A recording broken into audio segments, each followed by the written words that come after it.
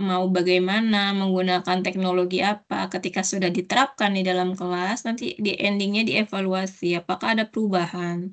Kalau misalkan ada perubahan, berarti nanti dianalisis lagi.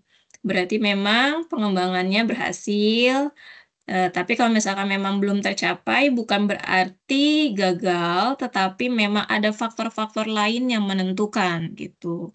Dan disitulah kalian mulai dilatih untuk mencoba menganalisis, bagaimana satu hal itu mempengaruhi faktor yang lain. Makanya nanti di hasil ending-nya ada di performance-nya bukti nyata dari hasil pembelajaran yang bisa diukur. Oke, lanjut, prinsip dasar desain pembelajaran itu sendiri, ada beberapa macam ya prinsip-prinsipnya. Prinsip dasar yang pertama itu, harus tentuin dulu, tujuannya apa, goal oriented-nya itu gimana. Setiap desain pembelajaran, setiap rancangan apapun itu harus dimulai dari tujuan pembelajarannya yang jelas, mau dari TIU ataupun TIK.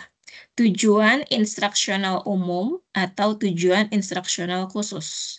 Jadi memang ada beberapa model desain kemarin yang memang hanya menjelaskan tujuan pembelajaran secara umum biasa, ataupun ada lagi yang menjelaskan lebih spesifik, yaitu tujuan instruksional khusus gitu kan. Dari tujuan itu menentuin tuh mau isinya bagaimana, strategi yang digunakan apa, medianya apa, teknologinya, nanti evaluasinya mau bagaimana, apakah evaluasinya cukup soal pilihan ganda, ataupun evaluasinya nanti hanya berbentuk digital atau survei, wawancara, dan macam sebagainya. Itu harus dirancang dulu dalam tujuan utamanya. Lanjut, habis kita tentuin tujuan utamanya, kita harus tahu dulu orientasi peserta didiknya seperti apa. Desain yang setiap kita buat, media yang akan kita rancang, yang dikembangkan harus disesuaikan dengan karakteristik peserta didik. Artinya, kita tidak bisa memberikan sebuah media yang memang itu tingkat tinggi kasarannya ya, maksudnya istilahnya, tingkat tinggi tapi diterapkan untuk anak SD, jadi kan nggak cocok gitu kan. Jadi kita harus bisa menerapkan bagaimana fisika di kelas 10 misalkan atau 10 kelas 11, ini apa nih tahapan yang cocok di kelas fisika tingkat SMA, SMK gitu. Makanya di sini ada berorientasi peserta didik. Apakah boleh di SMP? Boleh, tapi kalau SMP itu global secara IPA. Jadi konsepnya tidak hanya fisika, tetapi juga combine dengan ilmu sains lain, baik biologi ataupun kimianya.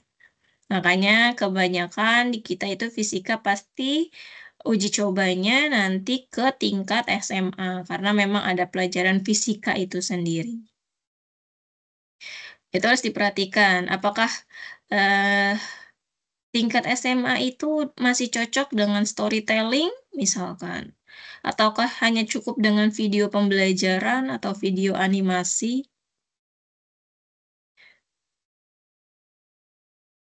Selanjutnya ada desain itu harus yang sistematis dengan terstruktur. Ini juga kayak model-model yang kemarin kan, ada beberapa langkah-langkah yang memang harus dilakukan, baik secara detail ataupun secara garis besar, baik dari masing-masing desain, tahap sintak langkah-langkahnya itu punya karakteristik masing-masing. Tapi ingat lagi bahwa tahapan sistematis itu dia berbentuk gambaran umum, di mana awalannya pasti mengumpulkan analisis kebutuhan, lalu tujuan, nentuin strateginya, sama evaluasinya. Sebenarnya desain itu intinya memang hanya ini, hanya menentukan analisis dulu kebutuhannya apa, tujuannya apa, kamu rancang, kamu terapkan, nanti dievaluasi. Secara garis besar hanya seperti itu. Tapi memang pelaksanaannya harus sangat matang menyesuaikan keadaan sekolah, keadaan peserta didik, keadaan media ketersediaan. Bisa jadi andai kata kalian membuat media yang berbasis internet, ketika diuji cobakan di lokasi kekurangan sinyalnya lemah, Berarti kan itu menjadi kendala. Itu harus dipikirkan secara struktur gitu kan, harus benar-benar valid untuk menentukan, "Oh kayaknya, nggak cocok nih kalau misalkan ini diterapkan dengan media internet karena di sana jaringannya sulit." Atau misalkan kalian mengembangkan, aplikasi di handphone, apakah handphone mereka nanti available semua dengan memori yang tersedia, seperti itu. Itu harus dipikirkan. Lalu lanjut ada berbasis kompetensi, yaitu merancang pengalaman belajar untuk memastikan penguasaan kompetensinya. Jadi memang hasil belajarnya itu dapat diukur sama diamati. Biasanya memang, tujuan utama dari desain pembelajaran itu mencapai suatu tujuan target, tadi yang dikatakan ada TIU sama TIK, dan itu hasil TIU sama TIK-nya itu adalah sesuatu hal yang bisa diukur. Diukurnya pasti baik dengan menggunakan pengukuran itu banyak macamnya ya, maksudnya pengukuran dalam desain itu banyak macamnya, bisa menggunakan instrumen soal, pilihan ganda, nanti dicek, keberhasilan mereka belajar dari mulai awal sampai akhir mengalami peningkatan atau enggak, ataupun menggunakan angket, kuesioner, ataupun wawancara. Yang jelas, itu bisa diukur hasilnya. Nanti juga ada integrasi dan evaluasi, nggak hanya di akhir saja, ada selama proses, selama pelaksanaan, itu pasti ada evaluasinya. Jadi biar dapatin umpan balik buat setiap perbaikan ke tahap selanjutnya. Jadi ada formatif, formatif itu yang awal, yang beberapa tiap proses, kalau sumatif itu secara global keseluruhan, ketika semua sudah dilaksanakan, sumatifnya itu apa? Tapi kalau formatif kayak satu tahap, formatifnya apa, tahap 1 dikerjakan, formatifnya apa, formatif untuk tahap 1. Lanjut ke tahap 2, formatif 2-nya apa. Nggak beda sama kayak, model EDI. EDI itu kan yang belakang E-nya itu adalah evaluation gitu. Evaluation-nya di sini adalah bukan di tahap terakhir saja, bukan di tahap sumatif, tapi dia evaluasi di tiap masing-masing tahapan, di tiap formatifnya. Jadi ketika, eee analysis, menganalisis, dicek dulu hasil analisisnya di formatif, dievaluasi apakah ada yang harus diperbaiki, apakah memang harus ditingkatkan atau sudah cukup, gitu. Nanti next baru bisa lanjut ke tahapan berikutnya. Prinsip dasar selanjutnya itu memang harus ada yang adaptif dan fleksibel. Desain yang baik, dapat disesuaikan dengan situasi teknologi dan konteks belajar yang berubah, karena mendukung pembelajaran daring luring ataupun hybrid. Jadi memang yang tadi saya bilang harus bisa mengantisipasi segala kemungkinan permasalahan yang ada. Jadi benar-benar kita bisa merancang, menerka-nerka dulu, untuk mengantisipasi kalau misalkan kejadiannya rencana kalian pengennya A. Tapi kalau ada masalah berarti kan harus pakai rencana B. Tapi kalau masalahnya kayak gini pakainya di C, seperti itu. Itu benar-benar harus fleksibel dan kalian harus bisa langsung mengambil keputusan, tetapi tidak melenceng jauh dari seluruh rencana desain kalian. Jalan dari rumah kalian ke kampus itu beragam. Banyak caranya, banyak alurnya, banyak rutenya. Mau pakai rute yang deket, ataupun rute yang muter-muter dulu, ataupun, eee, dengan akses manapun, tapi tujuan kalian tetap dari rumah sampai ke kampus, seperti itu. Jadi di desain pembelajaran juga tujuannya apa, itu harus dicapai, walaupun dalam pelaksanaannya, dalam prosesnya itu benar-benar beradaptasi dengan fleksibel pengaruh segala masalah yang memang, bisa muncul. Lalu harus menerapkan pembelajaran yang aktif dan bermakna, jadi memang dipusatkan kepada peserta didik ya. Apakah sudah pernah bimbingan dengan dosen tersebut? Yang Siapa dari itu? fisika apakah sudah ada info Benar-benar. di approve?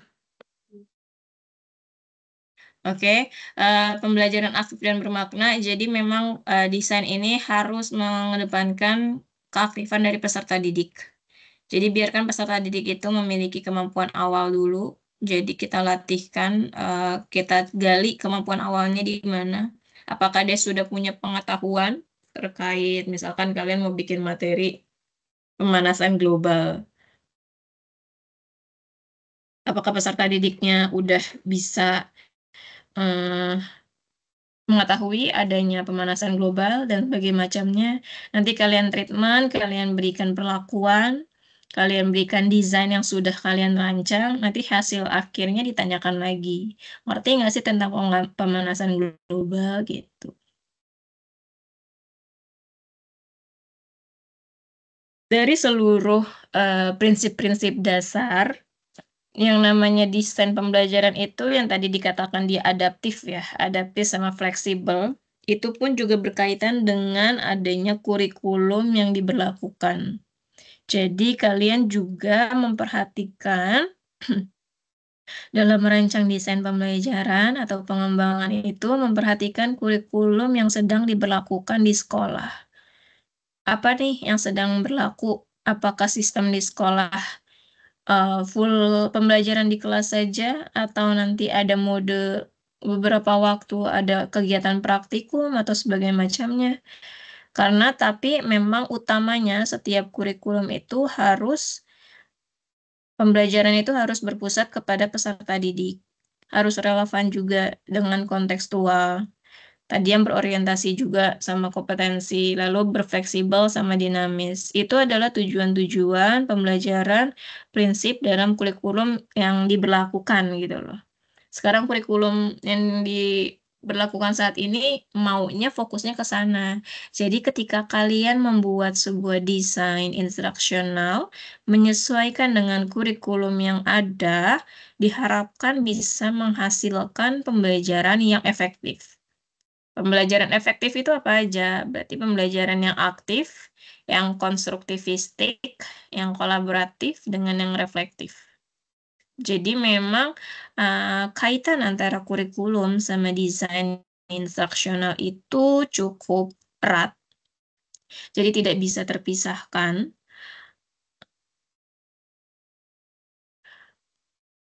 Karena memang apa yang ingin kalian terapkan, apa yang ingin kalian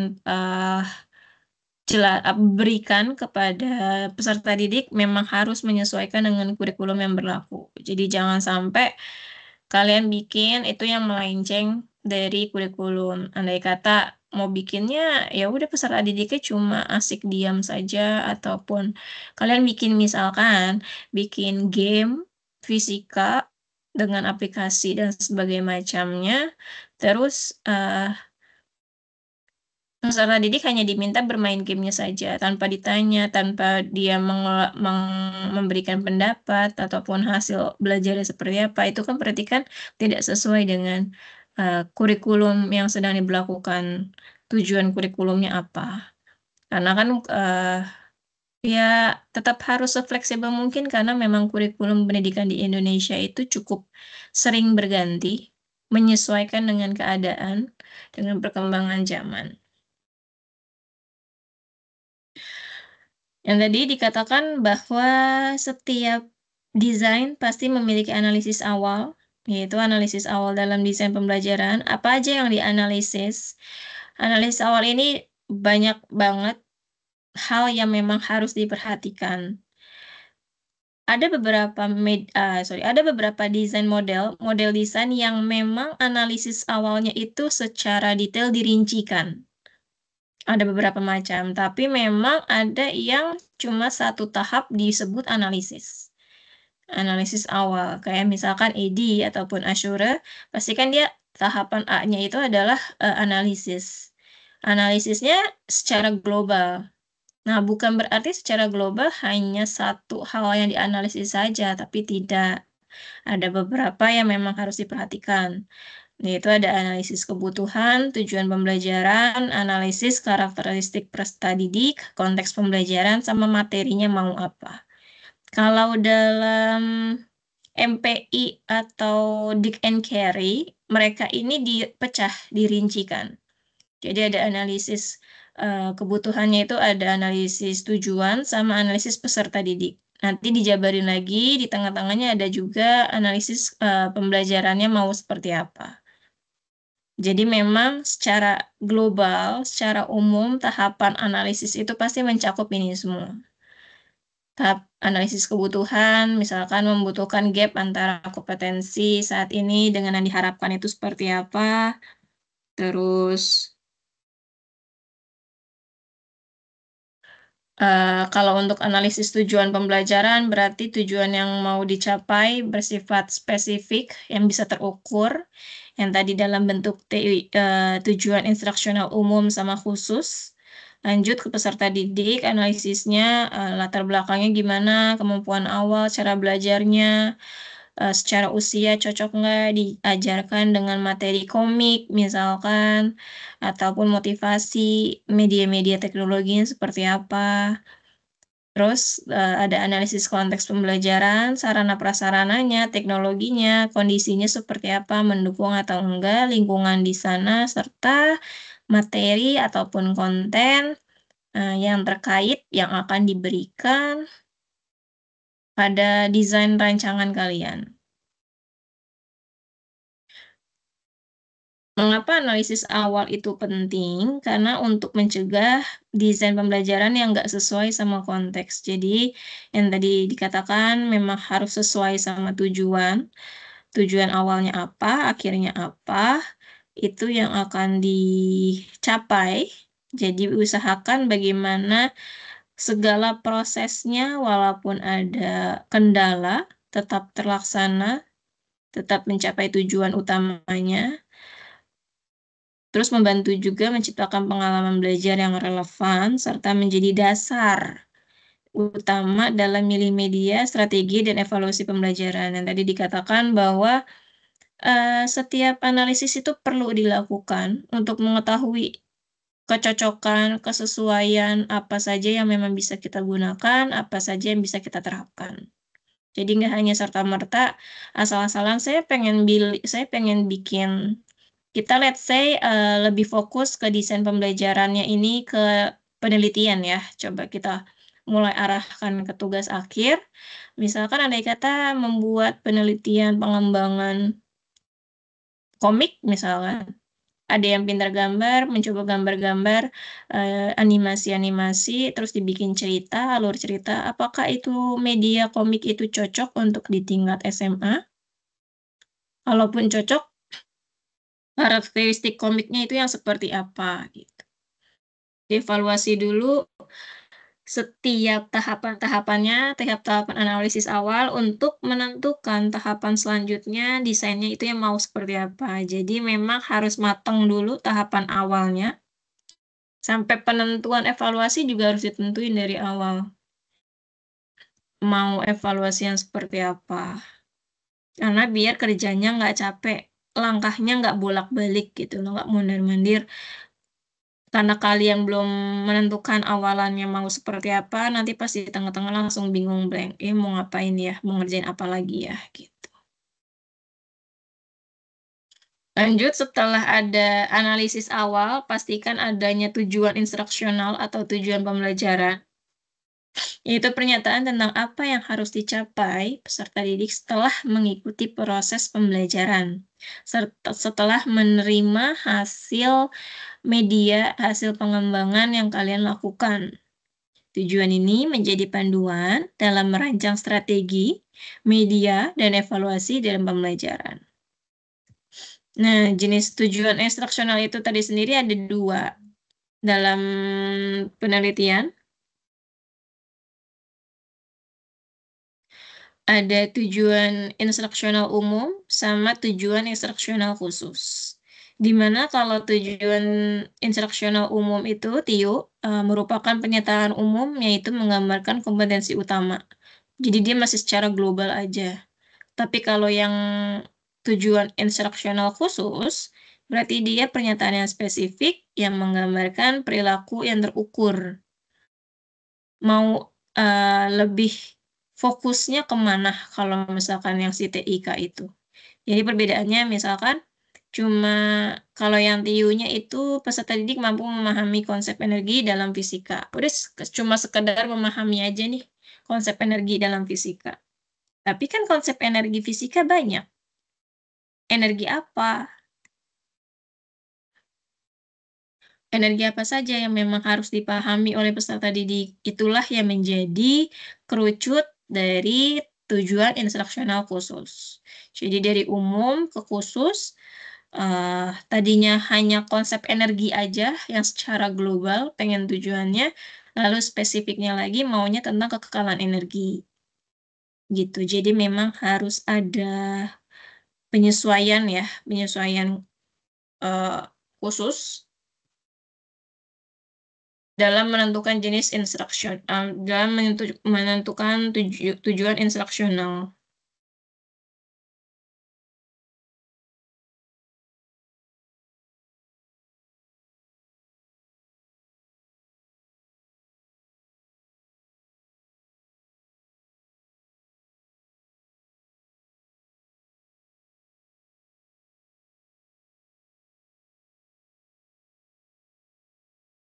Oke, peran tujuan instruksional itu sendiri menentukan arah desain pembelajaran, menjadi dasar juga penyusunan evaluasi, membantu memilih strategi dan media, serta mengarahkan aktivitas belajar. Itu dari peran si masing-masing tujuan instruksional, baik dari TIU ataupun TIK, baik dari yang umum ataupun yang khusus. Jadi memang ada beberapa langkah desain media, desain pembelajaran, desain instruksional yang memang meminta dua-duanya dijabarkan.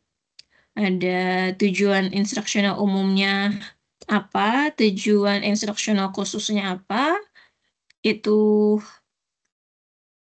ada yang secara spesifik lah meminta khusus, ada yang umum, ada yang khusus. Tapi memang ada juga yang tujuan pembelajaran sudah include ke dalam analisis awal. Jadi yang analisis awal kan juga analisis awal di sini juga tidak hanya kebutuhan awal saja, tapi juga menentukan analisis tujuan pembelajaran. Jadi nanti ini kayak kita mencabang lagi dari analisis awal ini, untuk tujuan pembelajarannya ada tahapannya lagi yang memang harus diperhatikan, karena ada jenis-jenisnya, ada yang umum sama yang khusus. Jadi nanti kalian ketika sudah menentukan ingin mengerjakan tugas akhir apa, baik yang pengembangan ataupun nanti tindakan kelas, kualitatif, itu memang segalanya harus dirancang, didesain sebaik mungkin.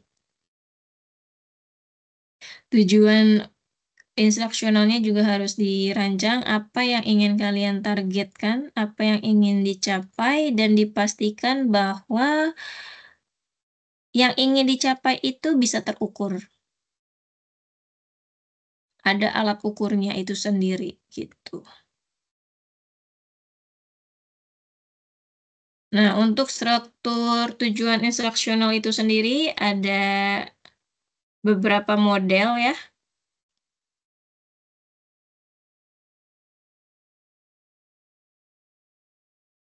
Kalau dalam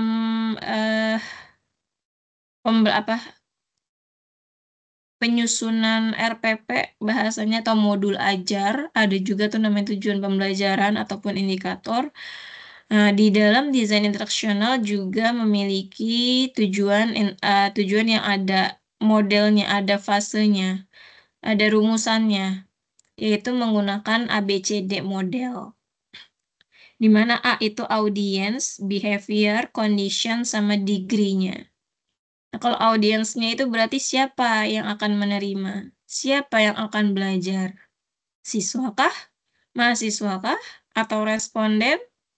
Karena kan nanti kita konteksnya sudah merancang untuk ke tugas akhir ya, misalkan desainnya. Membuat rancangan media modul, misalkan modul digital, fisika, prinsip kalor, ataupun energi kalor. Nah, modul ini mau diterapkannya ke siapa? Ke siswa?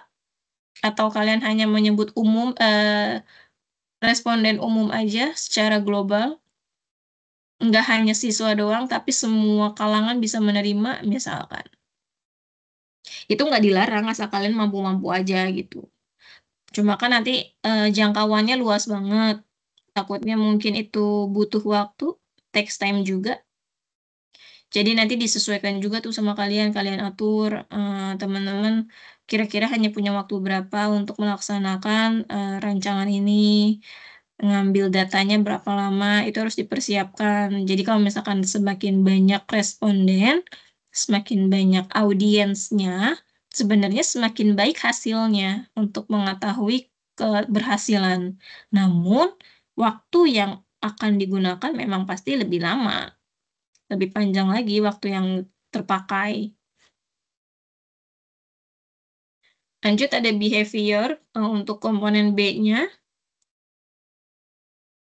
Lalu behavior itu apa yang akan dilakukan, sama si audiens itu. Nanti di sini akan menggunakan kata kerja operasional atau KKO yang berdasarkan dengan taksonomi Bloom. Makanya di sini hari ini kita teman-teman, mendapatkan materi tentang prinsip dasarnya dulu, yaitu dimulai dari analisis awal. Analisis awalnya itu seperti apa, lanjut nanti di dalam analisis juga termasuk ada analisis tujuan. Nah, tujuan instruksional itu sendiri ada rumusannya, ada ABCD. Dari tujuan instruksional itu sendiri harus menggunakan pola kata kerja operasional atau KKO. Lanjutnya ada condition. Dalam kondisinya apa? Menggunakan alat bantu kah? Menggunakan media? Atau menggunakan video pembelajaran? Atau menggunakan hasil desain yang kalian rancang? Serta ada degree-nya, seberapa baik, seberapa berhasil, seberapa tercapai. Mau pakai persentase boleh, mau pakai dalam waktu boleh, ataupun mengatakan sangat baiknya itu sebagaimana. Contohnya, setelah menyelesaikan praktikum, peserta didik, itu audiensnya, dapat mengukur arus listrik. Berarti yang dilakukan adalah dapat mengukurnya. Dalam kondisinya apa? Menggunakan ampere meter. Itu sebagai condition C-nya. Lalu degree-nya seberapa baik? Dengan ketepatan misalkan 90%. Berarti mereka sudah bisa menentukan arus listrik yang mengalir menggunakan alat ukur ampere meter. Jadi memang tujuan instruksional itu sendiri memang ada polanya. Jadi nanti teman-teman juga bisa cari lagi beberapa macam-macam pola dan beberapa macam kata kerja operasional yang bisa membantu. Jadi inilah tujuan instruksional yang akan dicapai. Gitu.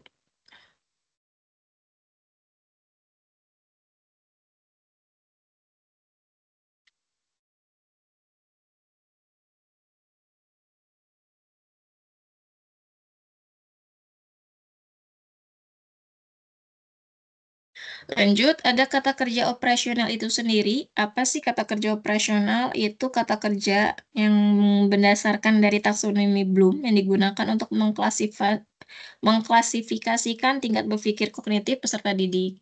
Jadi masing-masing level, masing-masing tingkatan itu memiliki kata kerja operasional yang berbeda-beda atau KKO sesuai dengan jenis kegiatan belajar yang diharapkan. Nah, ini tuh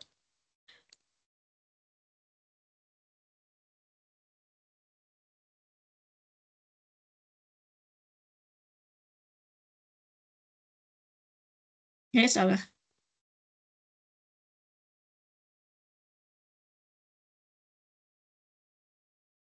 Nah, di sini tuh ada 2 macam taksonomi Bloom.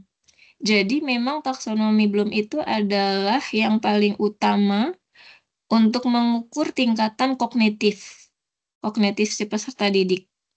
Nah, cara melihatnya itu berarti kan dari yang terbawah dulu sampai mengerucut yang paling atas. Berarti dari rendah ke tinggi. Jadi dari kognitif yang tingkat rendah sampai kognitif tingkat tinggi. Makanya sekarang ada istilah yang dinamakan high order thinking skill atau HOTS, yaitu kemampuan berpikir tingkat tinggi. Di mana kalau berpikir tingkat tinggi itu dimulai dari yang 3 teratas. Itu adalah dianggap peserta didik mampu memiliki kemampuan berpikir tingkat tinggi. Nah, kalau misalkan yang 3 terbawah itu masuknya ke low order. Jadi masih berpikir yang tingkat rendah. Kenapa? Karena memang ada perbedaan tingkatan jenis kegiatan belajar yang dilakukan di tiap tingkatannya. Kita bahasanya karena dia kognitif, biasanya kita menyebutkan dengan C, berarti dari mulai C1 sampai C6, ada 6 tingkat. Nah, dulu awalnya itu taksonomi Bloom itu dibuat oleh si Bloom itu sendiri. Akhirnya menyesuaikan dengan perkembangan keadaan yang ada, disesuaikanlah oleh Cardwell, yaitu adalah taksonomi Bloom revisi. Jadi di mana yang tadinya kata kerja berubah menjadi yang tadinya kata benda, pengetahuan, pemahaman, aplikasi, analisis, sintesis, evaluasi, diubah menjadi sebuah kata kerja. Karena kan kognitif itu melakukan kegiatannya ya, kegiatan belajarnya seperti apa. Nah, kegiatan belajarnya disesuaikan lagi, C1-nya itu adalah mengingat, C2-nya memahami, C3 mengaplikasikan, menganalisis, mengevaluasi, dan mengkreasi. Adanya pertukaran antara C5, C6 dari taksonomi Bloom yang awal dengan taksonomi Bloom yang revisi. Yang akan kita gunakan kata kerja operasionalnya adalah kata kerja operasional taksonomi Bloom yang revisi, yang bentuknya sudah kata kerja. Yang remember, understand, apply, analyze, evaluate, sama create. Oke, ini digunakan, kata kerja operasional digunakan untuk menentukan tujuan instruksional. Jadi kata kerjanya apa? Ketika yang kalian pengen capai itu tahapannya C1 cuma mengingat. Karena mengingat berarti kata kerjanya apa aja yang memang harus bisa dilakukan sama peserta didik. Oke. Nah, ini contohnya. Untuk level kognitifnya ada C1 sampai C6. Tadi yang kita katakan bahwa level kognitif itu kita kita pakai dengan taksonomi Bloom yang revisi, yang versinya Cardwell.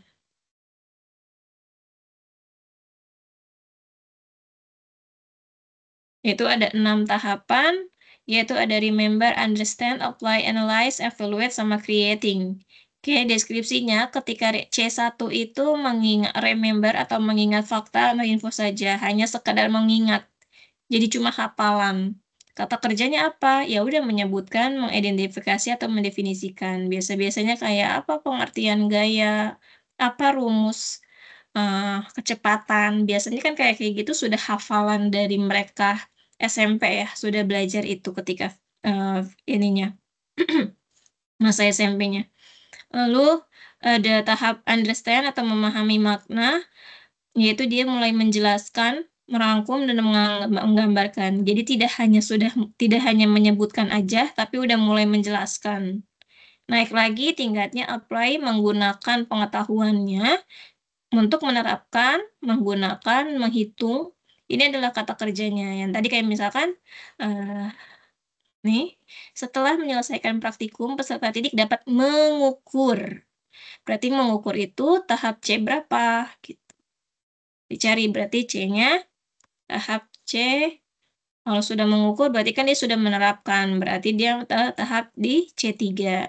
Menerapkan, menggunakan, menghitung. Ini hanyalah beberapa contoh saja. Banyak banget kata kerja operasional yang bisa kalian cari lagi masing-masingnya. Kalau misalkan pengen tahapannya sampai C4, yaitu membedah, menganalisis, yaitu membedakan, mengelompokkan, mengorganisir. Kata kerjanya peserta didik dapat membedakan. Peserta didik dapat mengelompokkan beberapa besaran pokok dan besaran turunan. Untuk C5 ada evaluasi, yaitu menilai sama membuat keputusan, di mana peserta didik menilai misalkan peserta didik dapat memilih ataupun dapat membandingkan mobil mana yang lebih cepat menabrak misalkan atau cepat bertumbuk, rusak dan sebagainya macamnya. Terus langsung ada creating. Ini yang paling ini nih yang paling tricky, creating, karena dia menghasilkan sesuatu yang baru. Jadi bisa jadi saat peserta didik itu menghasilkan sesuatu barunya dapat berubah berupa rancangan ide ataupun project-project, misalkan menyusun, membangun atau membangun konsep, merancang gambar, grafik dan sebagainya macamnya. Ya, ini adalah hanya beberapa contoh kata kerja operasional. Nanti yang kalian gunakan adalah level kognitif untuk yang taksonomi Bloom yang terbaru. Nggak baru-baru amat, dari tahun berapa tadi tuh. Oke, dari 2001. Oke, mungkin itu aja yang bisa saya sampaikan juga, karena saya juga ada rapat. Selanjutnya ini dulu, ada tugas individu, masing-masing orang kerjakan dalam bentuk PDF, buat kalimat tujuan instruksional beserta kata kerja operasionalnya, KKO-nya, untuk masing-masing tingkat taksonomi Bloom. Jadi ada satu taksonomi Bloom, itu ada tiga tujuan instruksional. Dan jangan lupa tujuan instruksionalnya dikaitkan sama materi fisika. Jadi nanti kalian bisa cari lagi. Jadi kayak misalkan ini taksonomi, satu tingkat taksonomi Bloom itu ada 3 tujuan. Jadi untuk remember ada 3, pakai kata kerjanya yang mana itu beda-beda 3-tiganya. Misalkan ya udah memakai ini. Peserta didik dapat menyebutkan jenis-jenis gaya. Peserta didik dapat mengidentifikasi. Lanjut nomor 2. Ada 3 lagi contohnya, peserta didik dapat menjelaskan, merangkum, menggambarkan, peserta didik dapat menerapkan, dan sebagainya. Jadi masing-masing tingkat C ini ada 3 tingkatan, dari masing-masing tingkatan C kognitif ini ada 3 contoh tujuan instruksional, mau spesifik boleh, mau umum boleh. Yang penting satu tingkatnya itu ada 3. Masing-masing orang dikerjakan ya. Dikerjakan dalam bentuk PDF aja. Jangan lupa dikaitkan sama materi fisikanya. Kayak tadi misalkan contohnya di sini. Peserta didik dapat mengukur. Mengukur apa? Mengukur arus listrik menggunakan ampermeter dengan ketepatan 90%. Berarti konsep fisikanya itu adalah mengukur arus listrik itu sendiri. Itu kan konsep fisikanya. Atau misalkan kalian pengen peserta didik dapat mengukur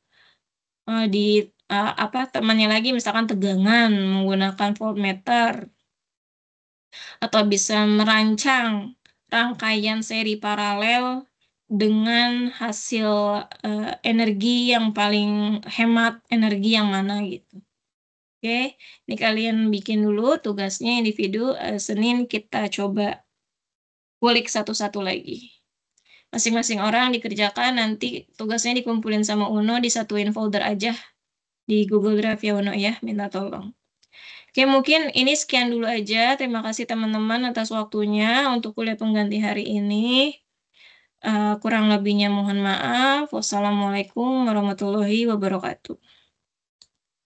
Waalaikumsalam warahmatullahi wabarakatuh. Banyak Ibu. Terima Oke, kasih, Bu. monggo. Iya, sama-sama. Izin live dulu ya. Baik, Bu.